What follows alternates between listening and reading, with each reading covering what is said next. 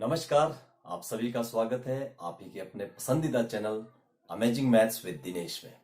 मैं दिनेश शर्मा आप सभी का स्वागत करता हूं इस चैनल के माध्यम से और उम्मीद करता हूं कि आप सभी जितने भी छात्र हैं, जितने भी विद्यार्थी इसको देख रहे हैं, अवश्य इससे कुछ सीख भी रहे होंगे। आप सभी का प्यार इसी तरह से बना रहे। आज की वीडियो शुरू करने से पहले मैं आपको बताऊंगा कि आज हम पढ़ने क्या जा रहे हैं। जी हाँ, आज हम पढ़ेंगे द्विघात समीकरण 4.3 10th क्लास, जो कि इस तरह से है। द्विघात समीकरण के मूल चैप्टर वही है, लेकिन निकालने का तरीका अलग हो जाता है। इस बार पूर्ण वर्ग बनाने की विधि से पूर्ण वर्ग बनाएंगे हम पहले समीकरण को और उसके बाद उसको हल करेंगे। कुछ एक क्वेश्चन ऐसे हैं जिसके मूल निकलते तो हैं लेकिन गुणनखंड से वो नहीं निकल रहे हैं, तो हमारे पास एक अलग मेथड है, दैट इज पूर्ण वर्ग बनाने की विधि। पहले हम उस समीकरण का एक पूर्ण वर्ग बनाएंगे, उसके बाद उसको सॉल्व करेंगे। इसी तरह से द्विघात समीकरण के मूलों को निकालने के लिए हमारे पास एक अन्य विधि भी है, वो हम अगली वीडियो में सीखेंगे। अभी सबसे पहले हमने द्विघात समीकरण के मूल गुणनखंड विधि से निकाले। ये this is the second method, और ये कौन सा मेथड है हमारा? पूर्ण वर्ग बनाने की विधि से द्विघात समीकरण के मूल। And you are watching amazing maths with Dinesh. तो आइए देखते हैं द्विघात समीकरण का एक क्वेश्चन जिसको कि हम गुणनखंड विधि से नहीं निकाल सकते हैं। उसके लिए हम आज इस विधि का उपयोग करेंगे। देखिए, 2x की 2 जमा 3x माइनस 1 ये एक द्विघात समीकरण है जो कि अपने मानक रूप में है, लेकिन हमें ये चेक करना है कि क्या इसके मूल गुणनखंड विधि से निकाल सकते हैं या नहीं। देखिए, क्या बताया था हमने कि शुरू का जो हमारा गुणांक होता है 2 और -1 को हम जब हमने गुणा किया तो हमारे पास -2 आया। अब हमने -2 के गुणनखंड देखे तो वो -2 और -1 आए। देखिए, इन दोनों को जोड़कर 2 और 1 3 तो आ रहा है, लेकिन यहां पर क्या है, दोनों के दोनों यदि हम -1 इसमें से हम माइनस रखते हैं क्योंकि हमें माइनस का चाहिए, तो 2 एकम 2, या तो फिर इसका आंसर -1 आता है और या फिर इसका आंसर -3 आता है, जबकि हमें यहां पर कितना चाहिए? प्लस। तो हमने देखा कि इस समीकरण के जो मूल है वो गुणनखंड विधि से नहीं हम निकाल पा रहे हैं, तो इसके लिए हम दूसरी विधि लगाएंगे और उसका नाम है पूर्ण वर्ग बनाने की विधि द्वारा द्विघात समीकरण को हल करना। कंसंट्रेशन के साथ इस स्टेप्स को देखना, क्योंकि ये बहुत इंपॉर्टेंट है। इसका जो भी मानक रूप है पहले हम उसको वैसे ही रखेंगे। इसमें जो कांस्टेंट टर्म होती है हमारे पास, कांस्टेंट मतलब जिसके पास केवल अचर होता है, चर नहीं होता है, उसको हम राइट हैंड साइड में लाएंगे। आप स्टेप वाइज इसको सीखेंगे। हमारा पहला स्टेप रहेगा 2x की 2 प्लस 3x और इज इक्वल्स टू 1। शायद आपको समझ में आ गया होगा कि हमने क्या किया कि जो भी आपके पास अचर राशि है उसको आपने राइट हैंड साइड में ले जाना है। This is your step number 1। This is very simple. आप बहुत अच्छी तरीके से इस क्वेश्चन को समझ पाएंगे। हर एक क्वेश्चन में, कोई भी द्विघात समीकरण का इस तरह का क्वेश्चन आपको मिल रहा हो जिसमें आपको गुणनखंड करने में असहजता महसूस हो रही हो, आप क्या करेंगे? स्टेप 1 फॉलो करेंगे। पहले जो भी दो राशियां हैं उसको वैसे लिखेंगे और जो अचर राशि है उसको हम राइट हैंड साइड में लेकर जाएंगे। दूसरा स्टेप क्या होता है इसका? जो भी गुणांक इसका होगा, जी हाँ, जो भी द्विघात समीकरण का जो पहली हमारा पद है उसका जो भी गुणांक होगा, चाहे यहाँ पे 2 होगा, 3 होगा, 4 होगा, माइनस में होगा, कुछ भी, अगर कुछ नहीं है देयर इज नो प्रॉब्लम, तब आपने कुछ नहीं करना है। लेकिन यदि इसका कोई गुणांक है तो क्या करना है? आपने उसी गुणांक से पूरे के पूरे समीकरण को क्या करना है? डिवाइड कर देना है। ठीक है, किस तरह से हम डिवाइड करेंगे? देखो, सबसे पहले जैसे मेरे पास 2x की 2/2 प्लस ये कितना आ गया 3x/2 और इज इक्वल्स टू 1/2। आपको आई थिंक मुझे लगा कि आप डिवाइड कर सकते हो। डिवाइड किससे करना है? जो भी यहां पर गुणांक होगा, divided by 2। This is your second step. Third से पहले में इसको हम काट लेते हैं। ये थर्ड स्टेप नहीं है क्योंकि ये तो कट जाएगा आपस में। x की 2 प्लस 3/2x और बराबर है 1/2। This is your second step का ही पार्ट है। अब जो थर्ड स्टेप आएगा that is very simple. Again, अब हमारे पास एक समीकरण की रूपरेखा बन चुकी है। ठीक है, अभी नजर नहीं आ रहा है, परंतु चुटकी बजा के हमारे पास एक पूर्ण वर्ग बनने की विधि बिल्कुल तैयार है इस अगले स्टेप में, तीसरे। आप इस वीडियो को देखते रहें कंसंट्रेशन के साथ। क्या हमने करना है? देखिए, आपने एक फॉर्मूला सीखा था, a² plus b² plus 2ab, और वो फॉर्मूला किसके बराबर होता है? a प्लस b का होल स्क्वायर। ये होता है किस्म से पूर्ण वर्ग। ठीक है, इस मेथड में, इस फॉर्मूले के अंदर हमने इस क्वेश्चन को फिट करना है, तो हमारा ये पूर्ण वर्ग बन जाएगा और उसके माध्यम से हम इसके जो मूल है उसको हम इजीली ज्ञात कर पाएंगे।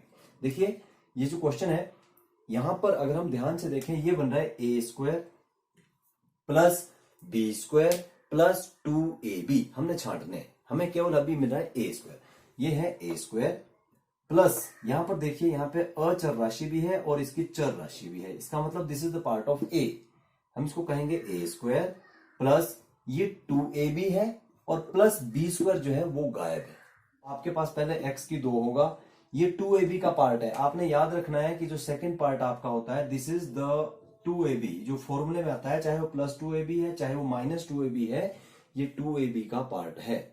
मतलब इसमें a भी है b भी है और 2 भी है। अब यहां पर हम क्या ऐड करें ये सबसे ज्यादा इंपॉर्टेंट है इस क्वेश्चन में समझने के लिए कि हमने करना क्या है। ए स्क्वायर हमारे पास ये है प्लस बी स्क्वायर की हमें तलाश है, बी स्क्वायर कौन होगा, और जो राइट हैंड साइड में है दैट इज 1/2, ये 2ab है, दिस इज 2ab। तो हम क्या करेंगे, यदि ये 2ab है, अगर 2ab ये है तो फिर a और b कौन है। a आपको पता है a कौन है, यहां पर ये a है, यहां पर कितना है 1, इसीलिए हमने पहले जो भी यहां पे गुणांक था उसको हमने तोड़ दिया, डिवाइड कर लिया ताकि बाद में कैलकुलेशन करने में आसानी आए। जब हमने 2 को निकाल दिया यहां पर हमारे पास क्या बचा, केवल 1, तो हमारे पास a कितना है 1, 2 क्या है 2, अब b कितना है वी डोंट नो, b तो हमने ज्ञात करना है, तो b निकालने का फॉर्मूला क्या हो जाएगा, यहां से b इज इक्वल्स टू, जब हम b निकालेंगे ये 2 परली साइड चला जाएगा और ये बन जाएगा, x नहीं लगाना भी हमने, अगर b will be equal to 3/2, a तो 1 है तो ये भी 2 में आएगा तो ये बन जाएगा 3/4। किसी भी क्वेश्चन में, एक मैं और क्वेश्चन आपको यहां पे एग्जांपल देके देखता हूं कि अगर आपका 2ab मान लो 7/4 है तो a तो हमेशा 1 ही होगा, ठीक है। जब आप b निकालोगे तो ये बन जाएगा 7/8। अगर आपके पास 2ab 16 है तो आपके पास a तो सिंगल होगा, b कितना आ जाएगा 16/2। हमेशा अपने बाई टू बटा 2 कर देना है, वही आपका b होगा। तो इस वाले क्वेश्चन में भी हमारे पास ये है a स्क्वायर, ठीक है जी, ये आपके पास 2ab और ये कितना आया था 3/4 और इसका स्क्वायर करेंगे क्योंकि हमने b स्क्वायर बनाना है। देखो a square plus b square plus 2ab, लेकिन जब भी हम कभी लेफ्ट हैंड साइड और राइट साइड वाले क्वेश्चन करते हैं तो उसमें एक चीज ध्यान रखना पड़ता है कि जो व्यवहार हम लेफ्ट हैंड साइड के साथ कर रहे हैं वही व्यवहार हमें राइट हैंड साइड के साथ करना पड़ेगा। संसार का भी यही नियम है कि हमें इक्वलिटी में चलना चाहिए। इसी तरह से जब मैंने 3/4 को यहां पर इसका स्क्वायर को प्लस किया तो मुझे राइट हैंड साइड में भी यही काम करना पड़ेगा, क्या 3/4 के होल स्क्वायर को मुझे यहां पर भी प्लस करना पड़ेगा। यदि मैं किसी कारण से यहां पर माइनस कर रहा हूं तो यहां पर भी माइनस होगा। अब उसके बाद क्या करेंगे, ये बन गया a प्लस b का होल स्क्वायर। अगर आप इसको पढ़ पा रहे हो, देखो a square plus b square plus 2ab, ये तो 2ab है तो इसको तो आप माइंड से निकाल लो। आपके पास a और b कौन है, फिलहाल a और b ये है आपके पास, तो इसका होल स्क्वायर बन गया और ये किसके बराबर आएगा 1/2 प्लस 9/16, ठीक है। उसके बाद यहाँ पे इस दोनों का एलसीएम कितना आ जाएगा 16 आ जाएगा, यहाँ पर 8 आएगा, यहाँ पर 9 आएगा और ये 9 प्लस 8 कितना आ जाएगा 17/16, तो we can write it as 17/16, ठीक है। यहां पर सभी को क्लियर हुआ यहां तक कि ये स्क्वायर इक्वल टू दिस के बराबर आ गया। हमारे पास इस तरह से होता है x की स्क्वायर बराबर है 9 तो हम x बराबर है √9 करते हैं, ये आपको सभी को पता है। लेकिन एक महत्वपूर्ण बात मैं आपको बताने जा रहा हूं जो कि हम अक्सर इसका आंसर कितना निकालते हैं 3, जबकि इसका आंसर 3 नहीं आता है। जब भी कभी पूर्ण वर्ग बनाने की स्थिति में या वर्गमूल निकालते हैं तो आपने ध्यान रखना है जब भी हम किसी संख्या का वर्गमूल निकालते हैं तो उसका आंसर केवल 9 नहीं आता है, उसके दो आंसर आते हैं 3 + 3 और -3, +3 और -3। क्यों?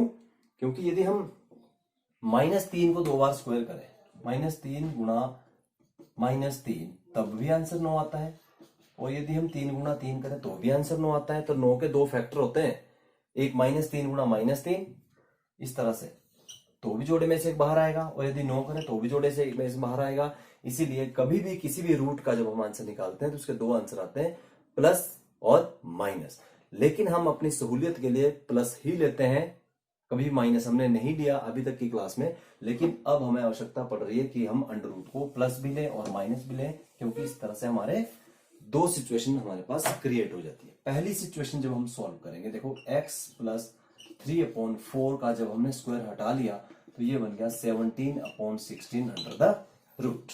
ओके, अगले स्टेप में क्या हो जाएगा हमारे पास, जब हम इसको सॉल्व करेंगे x प्लस 3/4 ये बन जाएगा हमारे पास 3/4, क्योंकि जब भी कोई संख्या भिन्न में होती है तो उसका जो साइन होता है वो कॉमन हो जाता है, वो कभी भी उसका अलग अलग साइन नहीं रहता है।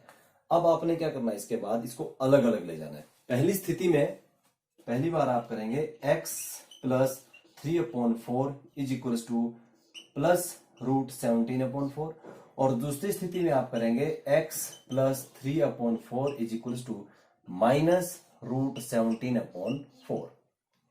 जब हम इसको परे ले जाएंगे राइट हैंड साइड में तो ये बनेगा x equal to root 17/4 minus 3/4, और जब इनका दोनों का कंबाइंड एलसीएम आएगा तो वो आएगा 4 और आंसर आएगा हमारे पास 17 minus 3, and this will your answer x equal to root 17 minus 3/4।